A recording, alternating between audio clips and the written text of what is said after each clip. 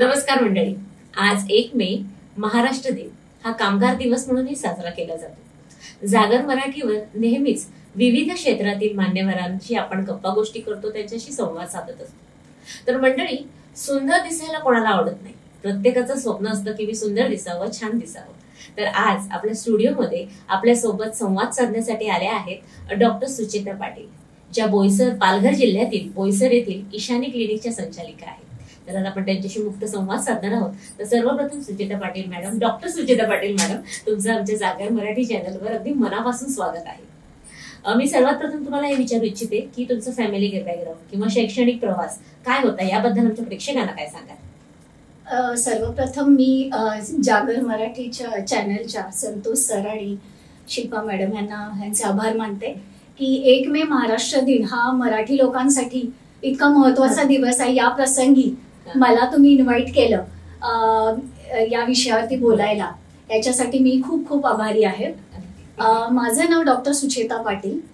मी मूळची पुण्याची आहे. माझं शालेय शिक्षण पुण्याच्या चांगल्या नामांकित मराठी शाळेत झालं.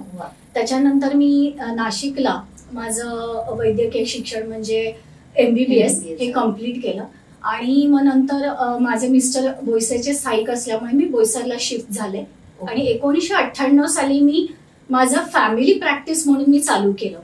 आता ऍक्च्युली लग्नानंतर सगळ्या महिलांचं म्हणजे इंडियन स्त्रियांचं हेच आहे की संसार, मुलं बाळ, जबाबदाऱ्या, ह्याच्यामध्ये बऱ्याच वेळेला ना पुढचं शिक्षण घेणं शक्य नाही.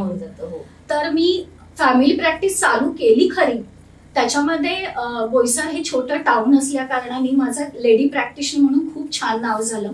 पण मध्ये कुठेतरी खंत होती की मला पुढचं शिकता नाही आलं. म्हणजे मी कंटिन्युअस ते ह्याच्यात होते की मला अजून काही शिकायचंय. तर 1998 साली मी जेव्हा माझी प्रॅक्टिस चालू केली, 2006 किंवा 2007 ला मी वर्तमानपत्रात एक जाहिरात बघितली की दादर येथे एका संस्थेने मेडिकल फील्डशी रिलेटेड डिप्लोमा कोर्सेस चालू केलेले आहे. तर त्याच्यामध्ये cosmetology, trichology, weight loss, nutrition असे कोर्सेस होते. हे थोडंसं नवीन होतं, पण मला असं वाटलं की आपण चालू तर करू. तर मी ऍडमिशन घेतली. मुंबई ते दादर असं रोज प्रवास करायचे मी. जवळजवळ 8 ते 10 महिन्यात हा कोर्स कम्प्लीट केला. त्याच्यानंतर कोर्स कम्प्लीट केला, खूप छान वाटलं, आपण काहीतरी वेगळं शिकलोय.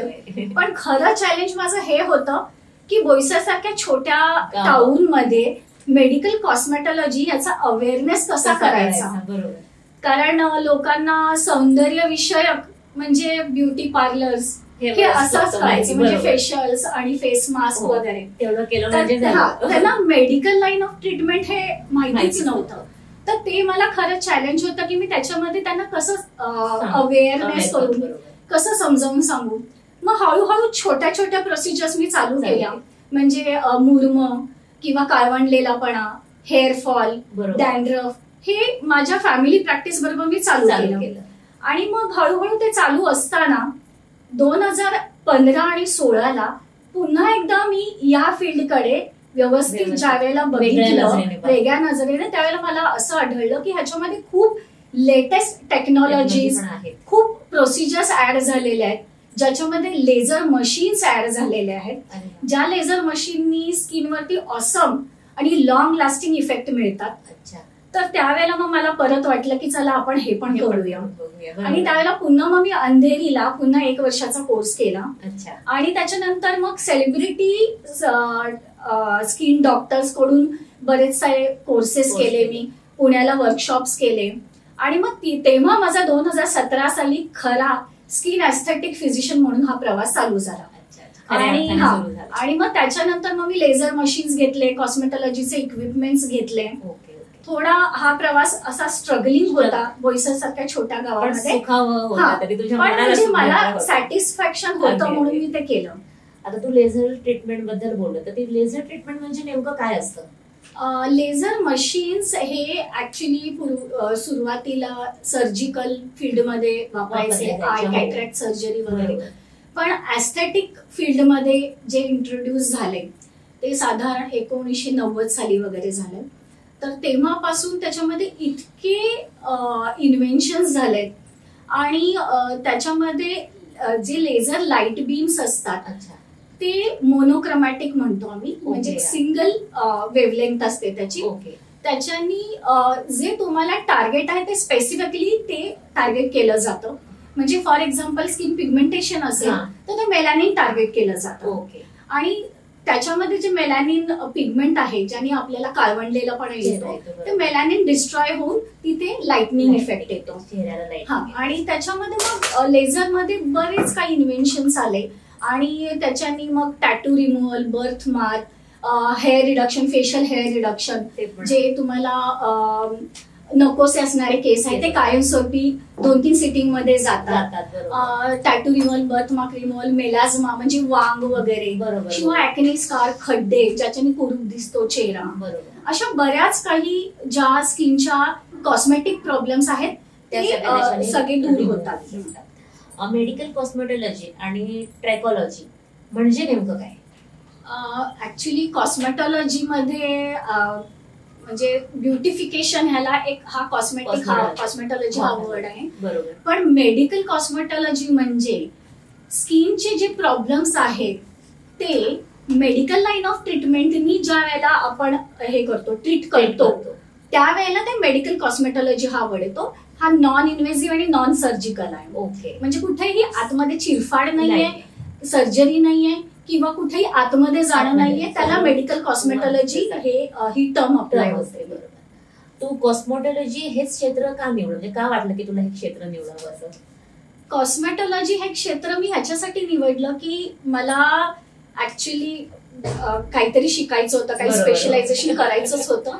पण या फील्डमध्ये ना इमर्जन्सीज नाहीयेत, कॉम्प्लिकेशन्स फारसे होत नाही, आणि ऍज अ फिमेल किंवा as a lady, as a mother मला फॅमिली सांभाळून हे सगळं करता आलं. आणि शिवाय कॉस्मेटॉलॉजी मध्ये खूप नवीन नवीन इन्व्हेन्शन्स होतात, खूप एक्सप्लोअर करता येतं हे फील्ड. आणि शिवाय या आत्ताच्या कॉम्पिटिशनच्या युगामध्ये लोकांना जर मी एक्सटर्नल अपिअरन्सचा लुक चांगला करून देता आलं मला, बरोबर, त्यांचा कॉन्फिडन्स वाढतो आणि त्याच्याने मलाही सॅटिस्फॅक्शन मिळतं. म्हणजे त्यांच्या चेहऱ्याचा जर मी स्माइल बघते, ऍक्नेनी भरलेला चेहरा आहे किंवा काळवंडलेला चेहरा आहे किंवा खड्डे आहेत, आणि त्याला माझ्या ट्रीटमेंट नंतर जो रिझल्ट मिळतो, जो छान लुक येतो, त्याने जो त्याला कॉन्फिडन्स डेव्हलप होतो, त्याने मलाही खूप छान वाटतं. म्हणजे त्यांना मिळालेलं समाधान म्हणून ते वेगळंच समाधान मिळतं. अगदी अगदी. मुंबईमध्ये तू वाढलीस, पुण्यासारख्या शहराच्या क्षेत्रामध्ये, आता तू प्रॅक्टिस करते आहेस बोईसरमध्ये. मुंबईमध्ये खूप संधी असूनही तू पालघरच्या जिल्ह्यामध्ये बोईसर हेच का निवडलं तुझ्या ईशानी क्लिनिकसाठी? मला ना खूप जण हे विचारतात की ही जी लेटेस्ट मेडिकल ब्रांच आहे ही तू छोट्या टाउन मध्ये का करतेस? बेसिकली मलाही असं वाटतं कधी कधी, पण मग जेव्हा मी विचार करते मला असं वाटतं की एक तर मी एवढ्या वर्ष फॅमिली प्रॅक्टिस केलेली आहे, त्याच्यामध्ये माझं काही पेशंट ग्रुप तयार झालेला आहे ज्यांना माझ्यावरती विश्वास आहे. आणि या ज्या लेटेस्ट मेडिकल फील्डमध्ये तुम्ही जर नवीन माणसावरती, नवीन पेशंटवरती करायला जाणार, तर त्याचा जो विश्वास आहे तो संपादन करायला वेळ लागतो. त्याच्यामुळे मला असं वाटलं की माझ्याच पेशंटला मी त्याच्यात कन्वर्ट करून मी माझं नॉलेज अप्लाय करू शकते. आणि शिवाय बोईसरमध्ये जरी अजूनही तेवढी डेव्हलपमेंट नसली तरी बरेच कॉस्मेटिक प्रॉब्लेम्स आहेत की थोडंफार मला त्यांच्यामध्ये चेंजेस आणता आले, त्यांना चांगलं लुक देता आलं.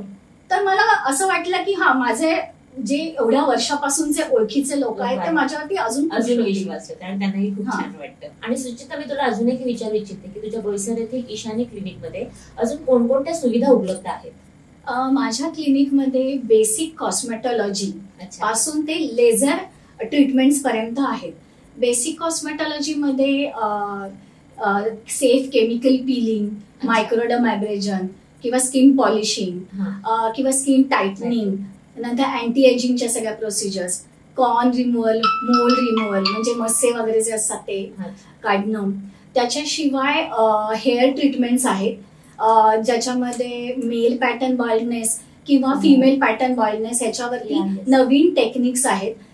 एक प्लेटलेट रिच प्लाझ्मा थेरपी आहे, ज्याच्या इंजेक्शननी स्किन रिज्युनेशन पण होऊ शकतं आणि इव्हन बाल्डनेस वरती पण हेअर ग्रोथ होऊ शकते. तर काही स्टेम सेल थेरपी, मिझोथेरपीज, त्याच्यानंतर एक स्किन लाइटनिंग थेरपी ट्रीटमेंट एक नवीन इंट्रोड्यूस झालेली आहे, जी ओरल किंवा इंट्रावेनस एक अँटीऑक्सिडंट आहे ग्लुटाथायॉन. हा, ते ज्या वेळेला आपण देतो त्यावेळेला टॉप टू बॉटम त्या बॉडीमध्ये लाइटनिंग होतं टू सम एक्सटेंट. तर ती ट्रीटमेंट आहे माझ्याकडे.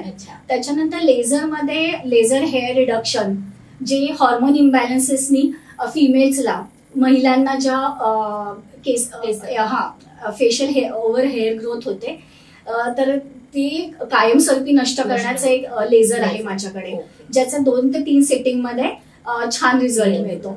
त्याच्याशिवाय वांग आहे किंवा टॅटू आहे, बर्थ मार्क आहे, किंवा एक CO2 लेझर आहे माझ्याकडे, ज्याच्यानी खड्डे, ऍक्नेचे जे पिंपल्स खूप खोल खड्डे आहेत त्याच्यावरती उपचार केला जातो.